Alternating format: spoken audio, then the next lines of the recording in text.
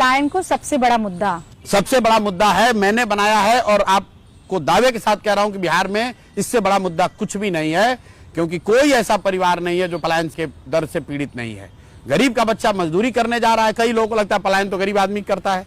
अरे नहीं, गरीब का बच्चा तो पलायन कर ही रहा है मजदूरी करने के लिए। जो मध्यम वर्गीय परिवार है उनके बच्चे भी पढ़ने के लिए बाहर जा रहे हैं, जो अच्छे घर के लोग हैं वो भी इलाज के लिए बाहर जा रहे हैं, नौकरी के लिए बाहर जा रहे हैं, बिजनेस के लिए बाहर जा रहे हैं। कौन ऐसा परिवार है बिहार में जहां से लोग पलायन नहीं कर रहे हैं? आप सुनिए, वो केवल बिहार में थोड़ी नहीं, बिहार में सबसे ज्यादा है ना। वहाँ केरल का भी तो बच्चा दिल्ली पढ़ने आता है ना, इलाज करवाने आता है ना। अलग अलग राज्यों के लोग जाते ही हैं ना, बेहतर सुविधाओं के लिए। किसने आपको कह दिया? बेहतर नहीं, आप दिल्ली यूनिवर्सिटी का आंकड़ा निकालिए और उसमें देखिए कि उसमें केरल के बच्चे कितने हैं और बिहार के बच्चे कितने हैं। आप कह रहे हैं परसेंटेज बिहार का ज्यादा है। आप एम्स का आंकड़ा निकालिए और देखिए कि वहां इलाज कराने वाले केरल तमिलनाडु के कितने हैं और बिहार के कितने हैं।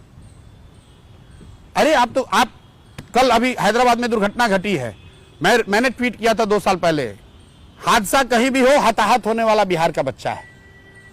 फैक्ट्री में बम फटा है हैदराबाद में, लेकिन शोक मन रहा है बिहार में, लोगों का दिल जल रहा है बिहार में, क्योंकि बिहार के बच्चे वहां मारे गए हैं, उसमें कोई दूसरा नहीं। कश्मीर में गोली चलती है, बिहार के बच्चे मरते हैं। कहीं टनल में उत्तराखंड में लोग फंसते हैं, बिहार का परिवार उसमें फंसता है। कोविड हुआ, उसमें बिहार के बच्चे पैदल चल के आए, और आप कह रहे हैं कि केरल और बिहार में पलायन की स्थिति बराबर है।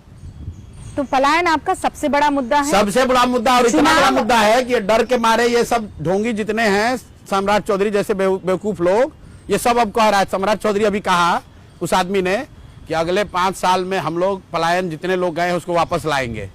मैं फिर आपको बता रहा हूं, आप अपने रिसर्च टीम को बोलिए, सम्राट चौधरी ने ये अपने फेसबुक पर एक जगह डाला है, उसके नीचे जितने कमेंट आए हैं, कम से कम 6000 कमेंट, हर कमेंट में लोग उस आदमी को गाली ही दे रहे हैं।